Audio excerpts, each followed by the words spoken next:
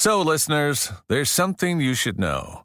I am Lou's father's, brother's, cousin's, nephew's former roommate, which means absolutely nothing. You have the ring, and I see that your Schwartz is as big as mine. Now, let's see how well you handle it. There is only one man who would dare give me the raspberry, Lou Diamond. So the combination is 1, 2, 3, 4, 5? That's the stupidest combination I've heard in my life. That's the kind of thing Lou Diamond would have on his luggage. Fasten all seatbelts, seal all entrances and exits, close all shops in the mall, cancel the 3-ring circus, secure all animals in the zoo. Merchandising, where the real money from the podcast is made. Thrive Loud the t-shirt, Thrive Loud the coloring book, Thrive Loud the lunchbox, Thrive Loud the breakfast cereal, Thrive Loud the flamethrower. The kids love this one. Want to learn from those that are taking their lives, their businesses, and their passions to the next level? Best-selling author of Master the Art of Connecting and professional speaker Lou Diamond is here to connect you to some of the most inspiring and amazing people on the planet. Get ready to thrive loud with Lou Diamond.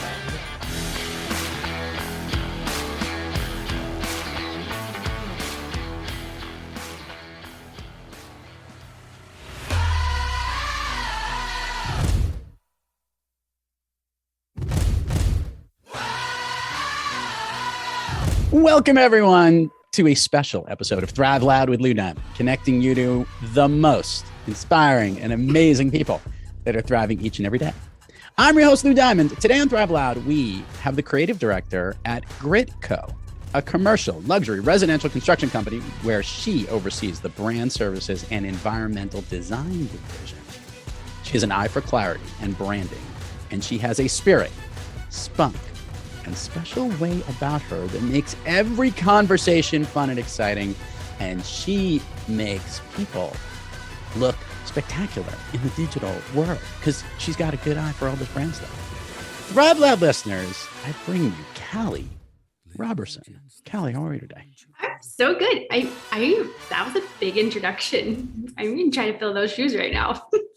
You know, big introductions. I could have done it in my really big voice. I could have been like, and ladies and gentlemen, it is Callie Roberson. Yay! The crowd goes wild. But there's something really interesting about these introductions. I've noticed this all the time. I always feel like people are sitting on the edge of the seat going, oh my God, wait a minute. Did he read the right thing? Like every now and then, by the way, I think about that. I go, did I actually read the right part? But in this case, I did. You did. It was accurate. You totally did. Nailed it. Callie, what I want to do is I want to pull the readers, there's people reading this podcast. I want to pull the listeners into this conversation a little bit. I want to go a little bit back here.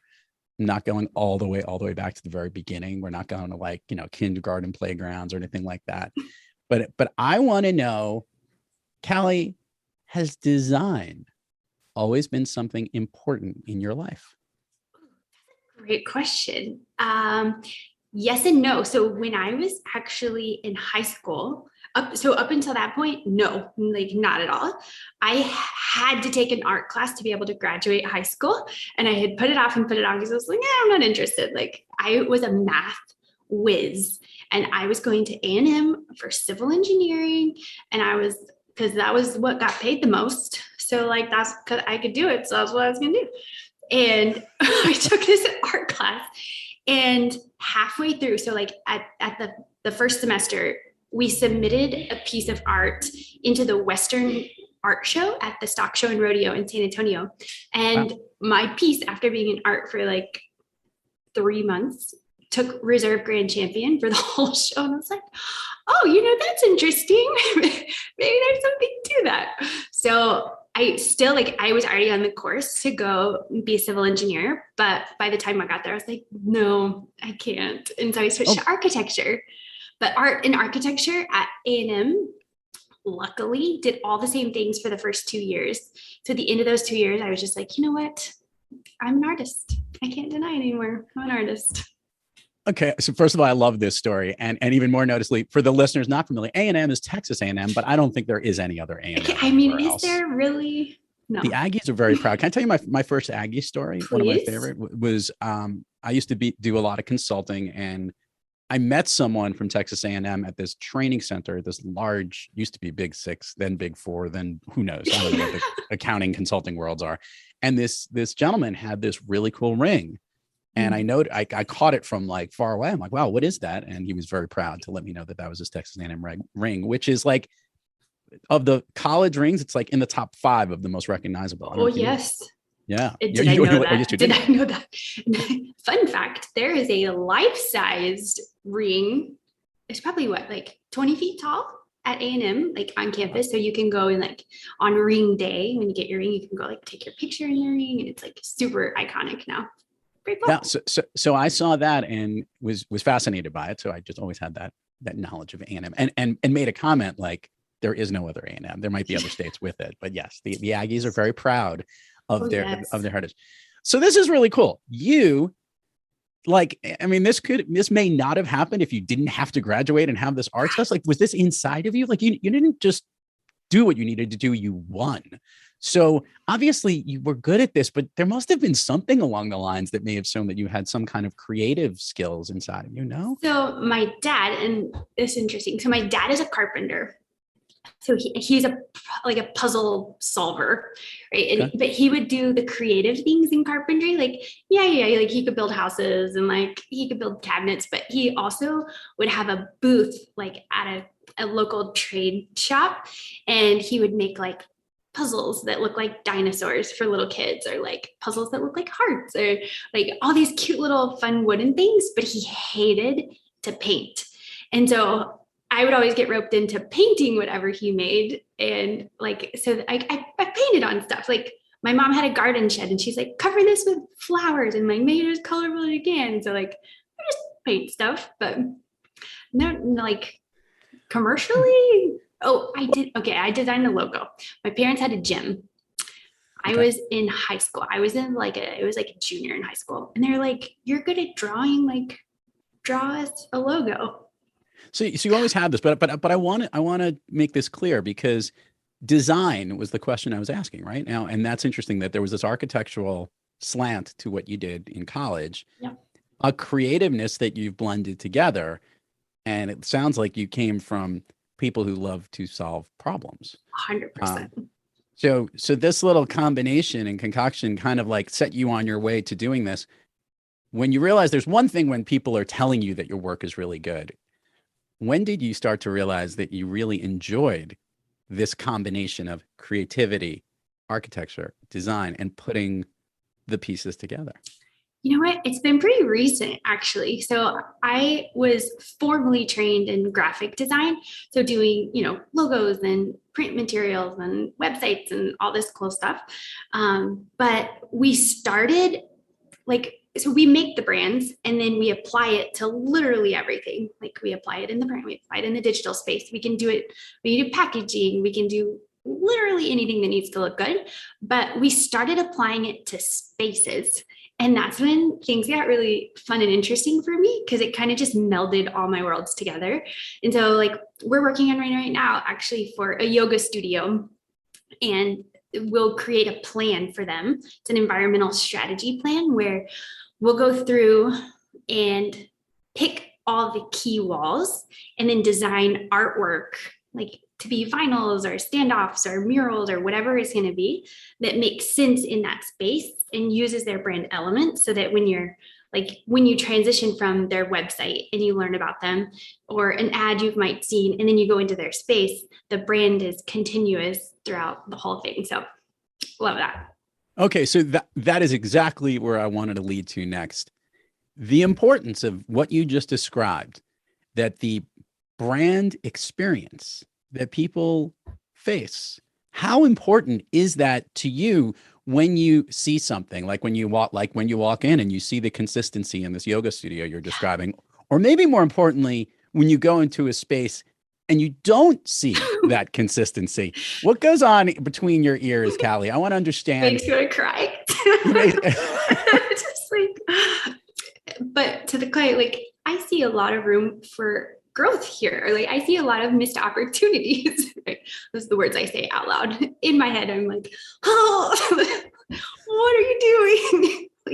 like this brand color that we picked you, like it wasn't like random, and it wasn't like use it when you feel like it. It's like use it everywhere. Like Tiffany blue is a thing because they use Tiffany blue every time. And like you don't have to have all the colors. Even just using one color really well can like mean a world of difference. And then when you add fonts in it, or like a pattern or a texture, and you repeat them everywhere, like you're only doing yourself a favor, because people are going to recognize you, and then they won't be stuck wondering or guessing. Okay, so this is important. You know it's important to you because it actually resonates and it drives you crazy if you see it. Like, why aren't you doing it this way? But helping people understand the importance of this, I want to make it clear because it's very interesting. Not everyone understands this importance, and they don't understand this common thread that their brand touch points are actually what draws people into them or recognizes them and makes them think about them. And one, makes them think about them in a certain way. And two, makes them think about them in a way that they may want to engage with them, use their products, buy their services, do business with them. Not everyone sees this. So my question to you, Callie, is how do you help them see this? Oh, that's such a hard problem. And so many times people will be like, well, this is my favorite color. We're like, no, just because you like it doesn't mean you're your audience, right? And we have that conversation over and over again with so many people. And, you know, a lot of people are starting to get it. Like they're starting to hear that from a lot of different angles and people, and, you know, but which is good, but there's still a lot of people who haven't. And so we always have like kickoff meetings with our clients beforehand where we talk about, like, tell us, you know, what colors are off limits or what colors are we open to using? And then we kind of filter in ours on top of, like, because we're having the conversation, like, who's your audience? We have a client right now, and everyone on his team is male, but everybody in his audience is female. And so, well, like they want to use masculine colors and masculine fonts in their branding. Like, is it necessarily going to resonate with his female audience? You know, and so we help people kind of get out of their heads. And it's so hard. Like sometimes this is when hiring an outside perspective can be so helpful, especially like people can be so close to their own brands that they just don't see it. Like they've lost all objectivity, and we can come in and be like, you know what, this is actually what is really unique about you, or this is what actually people are seeing that maybe you're not seeing, or like, this color that you're using is actually very repulsive, and people are not responding well to. I was leading a workshop and we were auditing like on the fly people's logos. So they would just like show me a logo and be like, you know, what do you think about this one? What do you think about this one? And I'll never forget, the company was for grass-fed beef. So like their whole stance was like they're kind to the cows before they slaughter them. Right? But like they were kind. They were kind. They were kind up until they didn't need to be. But yes, I understood. But their logo and their brand color was red. And so I'm like, okay, you know, this may not be the best color for your brand, right? Like when people see this red color, they're jumping way past the kindness, like just straight to the slaughter part of that. And we should probably rethink that. It's funny. Like you lose objectivity when it's your brand, and you just like, you don't really see it from the outside perspective. And that's what matters, is like those first impressions are so important, and you only get one. And so when you've yourself looked at it 18 million times and like reworked it and reworked it and reworked it, sometimes you just need somebody from the outside to like do it once and then just leave it alone for a while, obviously. So this is so important. And I think, by the way, the listeners now are starting to understand the spirit and spunk I was referring to in the opening here with Callie. Let's do this logo exercise here, or just brand. When I want to know, in your opinion, brands that resonate and connect with you in a good way, things that you think someone's done. Let's think about brands out there that have done a really good job in that consistency, that all the touch points, even when you look at them, maybe even the colors or the font or the way that it's messaging, something that resonates. That's like a really good job that is an example of what you're talking about and the importance Sure. of this. Well, I mean, probably naturally, like Chick-fil-A has done such a good job. But like, think about the simplicity of it, right? It's black and white. You can't mess up black and white. Black and white is black and white no matter what color spectrum you are on. And red, like same thing. But for them, it makes sense and it's recognizable. It's got the whole messaging behind it. It's clever. And so they took all a the stance. cows, they have all those ads on the highways Right. of the cows, like, pushing to go to the Chick-fil-A. So you stay away from the cows. Talking Yes. about slaughtering Yes, certain animals. yes. It's very funny. Yes. And that's such a good example of a brand system. So when you can add something that can be expanded upon, but is still like within the same vein, it gives your brand so many more legs to stand on, and you can keep it fresh without having to change the brand. Because when was the last time Chick-fil-A changed their brand? They didn't. You kind of just need to make it and leave it. But like that goes also back to the importance of doing it right the first time, and not necessarily it's like whatever I can get for 99 designs, or, like put some thought behind it up front the first time. And then you really don't have to mess with it for a while. Maybe it needs a little freshening up here and there, but make it and leave it. Any other examples that you like, other brands that you think about? Oh, goodness. I always enjoy MailChimp. Granted, we use them a lot, but we get their ads fed to us all the time. And they're always just like fun and clever. And like, why not make it a monkey? Because why not? We had basically making the comment, it's easy, a monkey can do it type of thing, right? So it's brilliant. We have a client, and his name was Emilium. Such a great guy, Brian Adams. Big shout out if he's listening.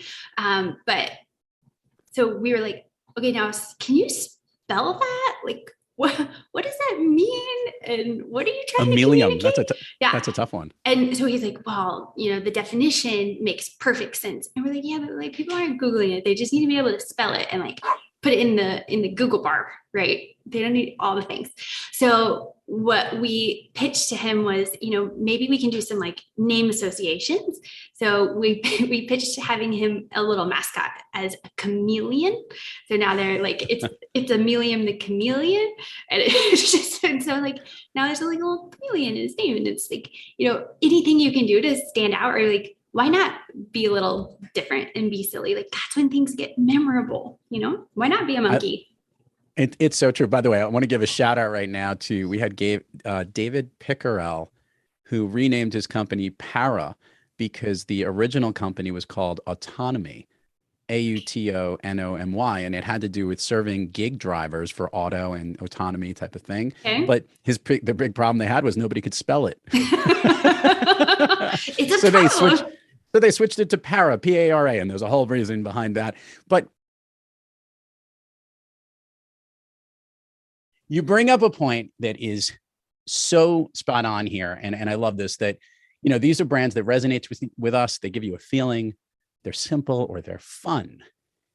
How much of fun do you like to inject into everything you do, Callie? I mean, if it's not fun, like why bother? Honestly, like, we get bored like doing the same thing over and over and over again. And so it's kind of an internal game that we like to play is, never giving anybody anything that's the same. Like every single time we try to use different fonts, different colors, like different schemes, not just for us, but like for them too, obviously, like make you unique, but like, come on. Right. So we actually had a lot of clients in the A&M space at Texas A&M, and so many people in Aggie land want their brand color to be maroon, like to resonate with the students. But then like everybody is maroon at A&M, and like you're not allowed to even mention the word orange, because if it's orange, it's UT, right? It's UT, and like it's off limits. And I'm like, yeah, but like UT is burnt orange. Like there's a lot of other oranges on the color spectrum. Like, can we just be open-minded? No, it's orange. Like, okay, but like, and I was just like, like, can we just present a different angle to that? Is in marketing, aren't we trying to be different so that we stand out? Like, aren't you going to be bold enough to take a risk? And so we actually had a client recently take us up on it. And they let us use like this bright basketball orange, and it's so good. And their stuff stands out so big time in a sea of maroon where nobody else ever uses orange. Like sometimes marketing, you got to take bold risks, but the payoff can be big. Would you have ever thought that these little things matter so much? And I know it says little but it seems little at the scheme of things. But again, as I brought in the beginning, not a lot of people recognize how important it is to their image, to their brand. And the fact that they have such a but meanwhile, the irony is that they have such a passion for one color because it represents everything that is their school and their university or their team or whatever it might be versus the other thing. Isn't it amazing to you that that the little things can have such power and meaning, and design is so related to it? So much power. Just like, I mean, I'll be the first to say, like, I have a closet full of maroon shirts, like maroon out, maroon everything. But in marketing, I don't know, it's good. It just baffles me. She's holding back everybody here. Okay. So now on top of all of this, you're not only doing design, but you're leading others and you're running multiple different projects and you're running a business. Wearing that hat, let alone the fact that I know that you love to have the creative side and then obviously that like oversight management side. Do you have a preference in which one you like? Oh, that's a loaded question. This is a loaded podcast. Come on now. We're being super honest here. No, I honestly like to do a little bit of all of it. And I alluded to it earlier. I get bored really easy, like super easy. It must be the creative brain, but like if I was doing just design, I'd be bored. Or if I was doing just creative direction, I would be bored. Or if I was doing just logos or just print or just blah, blah, blah. And so like literally every day is something different. And it's a little bit of this, a little bit of that. And it's honestly, I like the mix. I mean, don't bore me. keep it interesting. Keep it interesting. Callie, you've listened to the show, so you know that I like to ask this question. I am very curious. You know, look, I have not seen a day when you haven't been smiling. We'll explain our relationship toward the back part of this program. But you're always high energy. You're always very happy. And obviously you're working and doing stuff you love, which means on most days you are thriving. But we all have those days when things are not working the way they should. There's maybe too much going on. Everything is not quite kicking on all cylinders. And we're having like an off day. Sure. Callie Roberson, when you have trouble thriving, what practice do you seek? Or maybe which individual do you seek out to get yourself back on the thriving track? You know, that's a good question. So I have two. So if I am answering that visually, like if I'm visually in a rut and like I can't think of anything interesting, I'm doing the same things that I've maybe done it before. Visually, I'm a Pinterest junkie.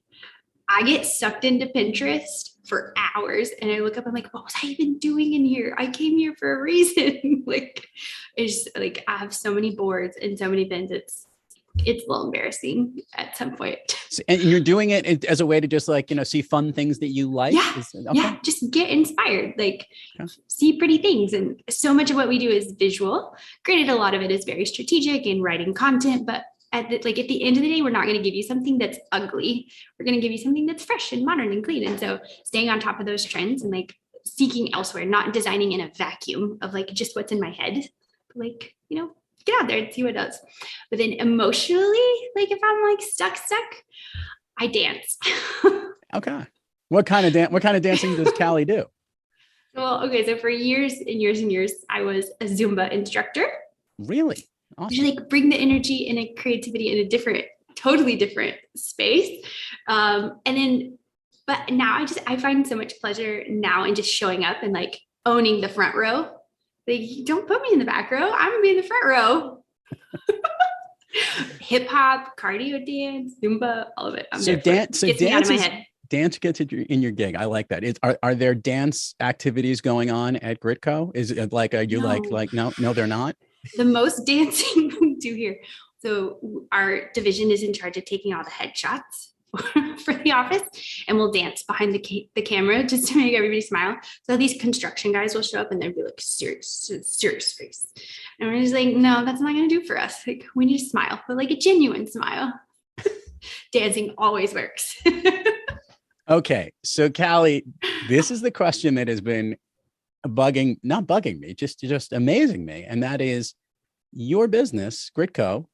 And I got a chance to meet the founder of your company is, like you said, is originally based off of a construction company.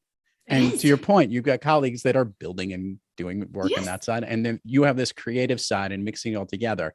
First of all, what is that soup all about? And what is that like in the culture in your place? And I can only imagine that it probably adds an extreme amount of flavor. I'd love to get your 2 cents on how that came to be. Sure. So yeah, I went to school when I was younger, K through 12, with a guy named Dakota Durden. And Dakota has been running a design build construction company for years and years and years, while I was running my own graphic design company. So circumstances changed, and I was looking for a new path to take, basically. And I had already begun to love like designing within spaces, but it's, we still have all the branding and all the skill sets that I came in with. And he's like, he was doing commercial construction, and then he had also added a luxury home building, and he also had the third one was custom millworks. So he wasn't happy with the quality of work he was getting. So he's just like, I'm going to make my own millworks company. And when we go and build these luxury houses, like I'm going to bring my own guys. So, but every one of so he invited me, and he's like, look, like a lot of our commercial builds, we're doing a lot of work for hospitals and, all kinds of other stuff. So we had also been separately working on like designing the interiors of hospital spaces. And so it was such a cool overlap. And he's like, come, like start this brand studio. Like, yes, you can serve internally some of the grit stuff, but like, I want you to just run a brand studio as well and serve anybody else you want to serve. So that's kind of how the company is set up. We can all collaborate, and there's a lot of really interesting crossover that happens, but we also all operate independently, and we can sell our services individually. Does that make sense? Yeah, no, perfect. And it is, and it's a nice like yin and yang too, because it's literally like structure and design and build and beauty and all these different combinations together. So I get it. It's a nice combination, and it probably helps each of the other businesses that you're dealing with. One, obviously, to show that you literally have a strong foundation from where your business is. And on their side, it's a differentiating factor that puts him and his competitors up against other businesses. What an extra great flavor to have. So what a nice little combination. And I've never even heard of such a thing in that way. I'm sure there are others out there, but had you ever heard of a mix like this? We haven't, not in Texas at least. So we coined it, right? Like give yourselves a unique identifier. So we call it integrated design and construction. Okay. And it's just, that's what we strive for. Like we strive for beauty and design in all of it. So that's pretty much what we all have in common. But yeah, like if you're going to do something, one, do it with some strategy, and two, make sure it looks good because people are looking. I like it. Let's do the admin part of the show, because we have a ridiculous extended version of Fun Street here on Thrive Loud. Callie, do me a favor, share with the listeners all the places people can find you, websites, URLs, all that stuff, where they can go learn about you and your work. Okay, so personally, my Instagram is callie.r.roberson. You can see all my fun, like we've been doing some fun murals, which is super cool. And then for work, for Gritco, you can find it's gritbuilt.com, and our division specifically is gritbuilt.com/branding. But you can see all 4 divisions up there. Spectacular. Is Callie Roberson ever not on Fun Street? Because I was about to say, do you want to come with me down on Fun Street? She's always having fun. Let's go. We're going to do the traditional version of Fun Street, and then we are going to have an extended version, because the listeners are trying to figure out what's going on here and how do they know each other and all that stuff. Exactly. So, okay. So let's do the traditional piece, and then we'll have fun stuff. Okay. Can you share with the listeners, do you have a movie, one that resonates with you? And you mentioned it here, and I love it. And the music is playing underneath us. Can you share with the listeners your all-time favorite movie? Yes. The Greatest Showman. If it's any surprise, I turn it all the way up. and I am stomping and singing and crying, happy tears. I get so into it. It was masterful production. What is that movie? What part of that movie connects the most with you? Because there's so many different aspects of it. Like her eyes just like lit up like a tree. Anytime they're dancing to a song, I just want to dance with them. I just want to go put on crazy costumes and like get in there and like stomp with them. and I'm thinking stomp. I'm thinking of the scene in the bar. From now on, is that correct? Yeah, it's a good tune. I can and they like slide and the drinks and the cups and the slamming. Love the energy. I love it. It's one of those ones that I can't wait for it to eventually be on Broadway, because it's one of the weird ones that it looks like it was made for a Broadway show, but it was a movie first, right? Like, are you with me on this? Yes. Yes. Yes. First in line. First line. You're gonna hop on a plane and come straight up to. Totally will, and I'm gonna stay with you. All right. Well, that's gonna be the room the room is booked. Callie, we're gonna do the speed round of Fun Street here, and this is how this works. I know you can handle it. I got this. I'm gonna ask you something. I want the first thing that comes to your mind. These are things that lift you up, motivate you, make you feel good, basically make you thrive. Ready? Ready. Okay. Of late, a song that you love to listen to or pumps you up. You had to ask this song. I love music, like all music, and I can't discriminate. Okay. I'm not going to do it. You're not going to do it. So I know you love music. We're recording this the day after the Grammys, and we're announcing the winners. Did you watch the Grammys last night or no? I did not. Oh, okay. You want to know what I was doing last night? It was musical.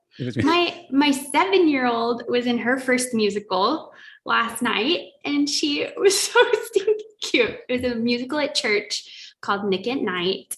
Okay. And she was a little butterfly, and it was adorable. And she's like, so she was the youngest in the youngest little class that was in it. And she's sitting there mouthing all the big kids' parts. That's I'm like, so cute. Oh yeah, we're ready to go. For the record, that's so much better than anything that's out there.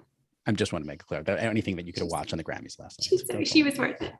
The song that caught my eye was the song "We Are." You know, like it's by I'm blanking right now and I'm looking it up, by John Batiste. It's like you've heard it. You know, we are.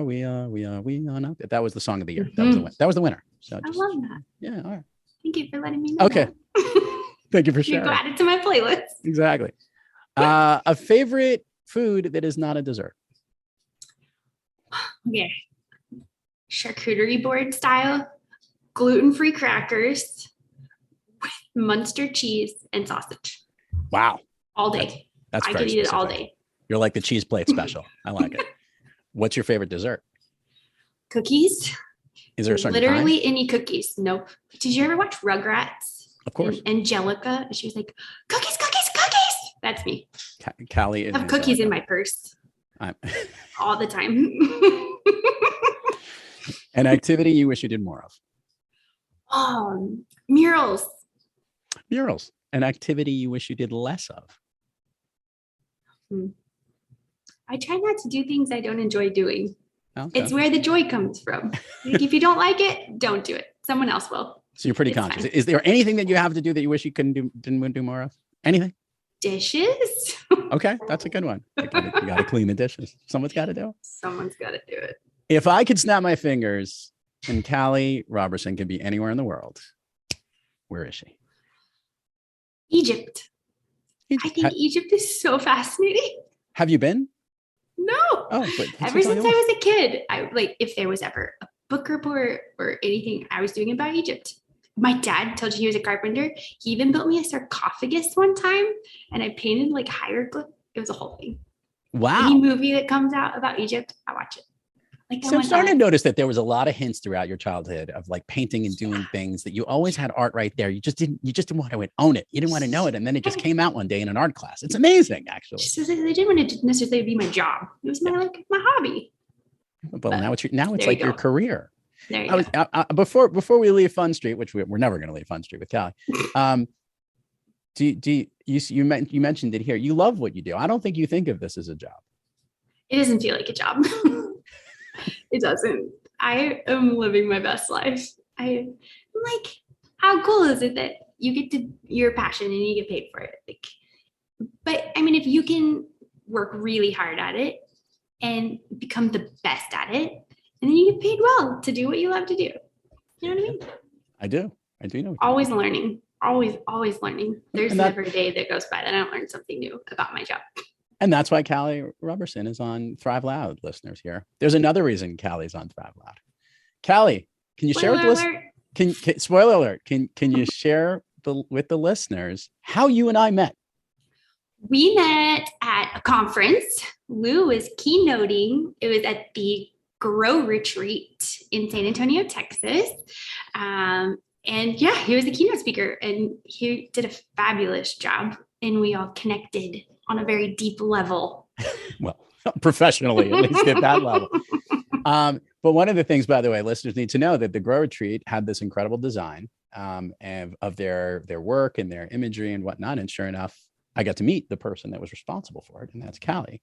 But also, I had just come out with what will be the big promotion at the end of this year for a new book that was coming out.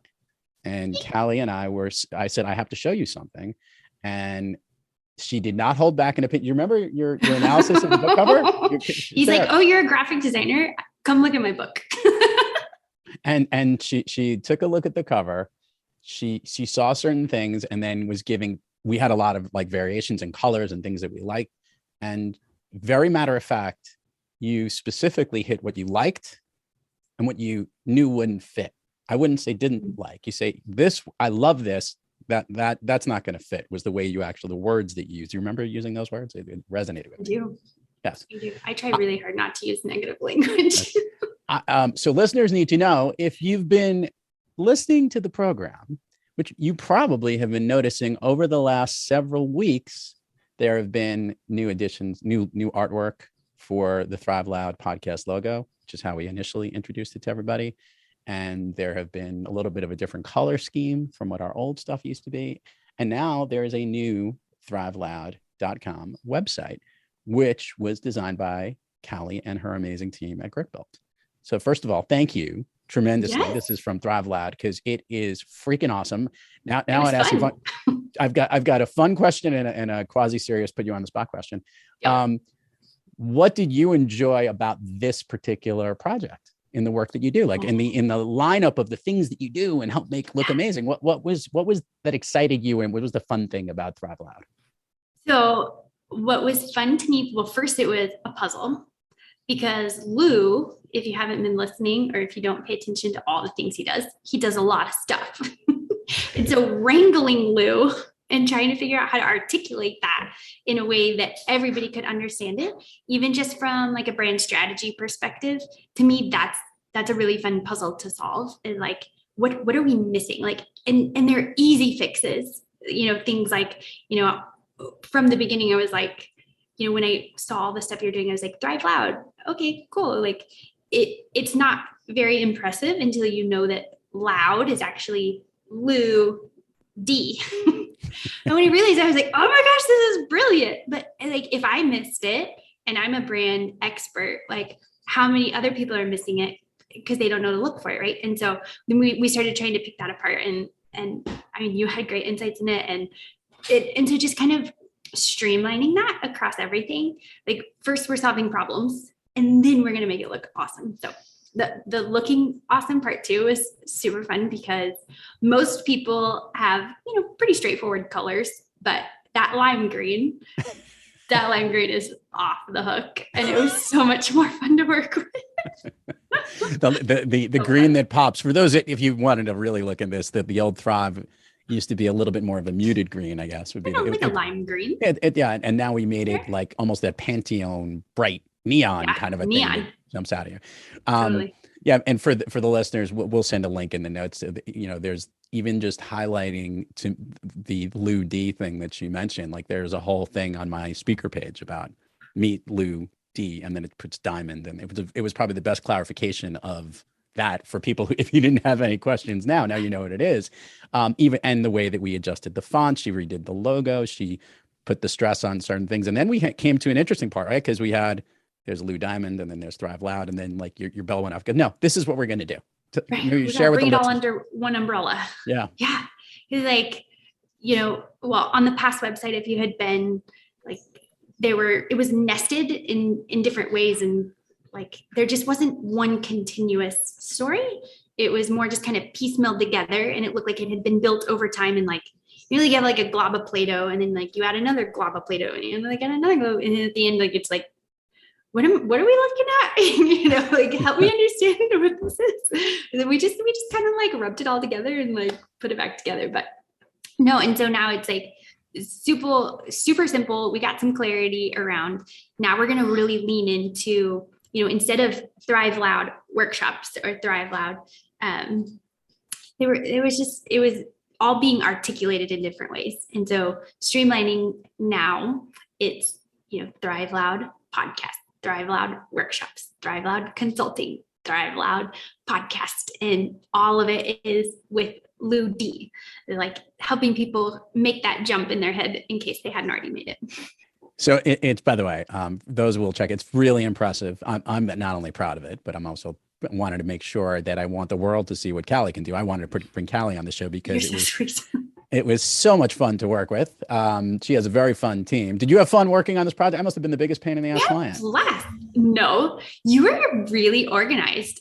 A lot of clients they're not necessarily that organized, but like you had us all of our homework in like a week or something crazy. You're like, wait, what else do you need? Here you go. Need anything else? Here you go. What else? Here you go. Like, we might as well go. We got everything we need. So that was like that. That might have been a record for our shop. How fast I'm hoping to hold that. I'm hoping to hold that record.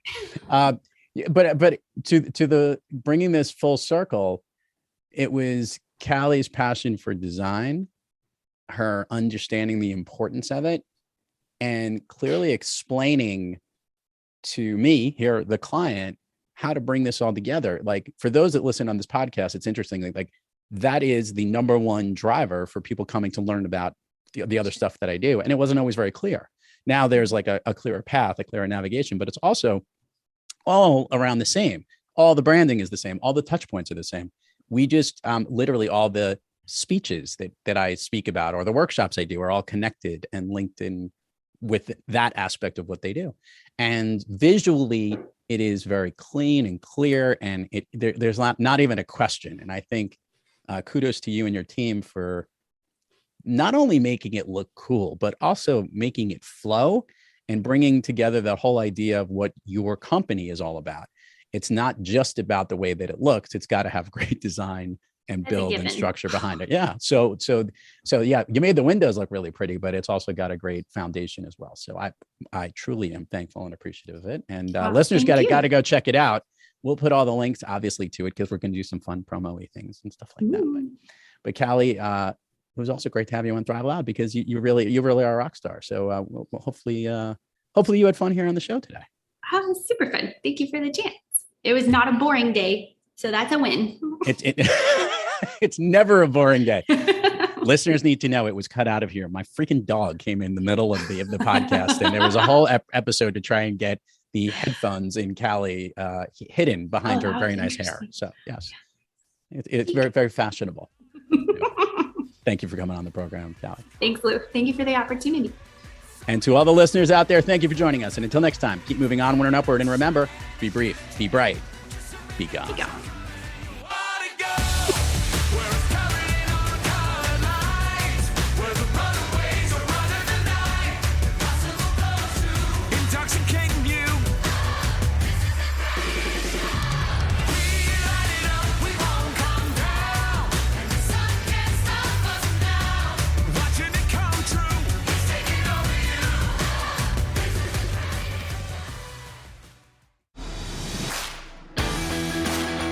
You've been listening to Thrive Loud with your host, Lou Diamond.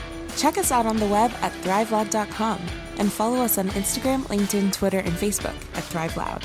And check us out on the Good Pods app at Thrive Loud, where you can follow, listen, and connect directly to Lou and all of the Thrive Loud episodes. Thanks for listening.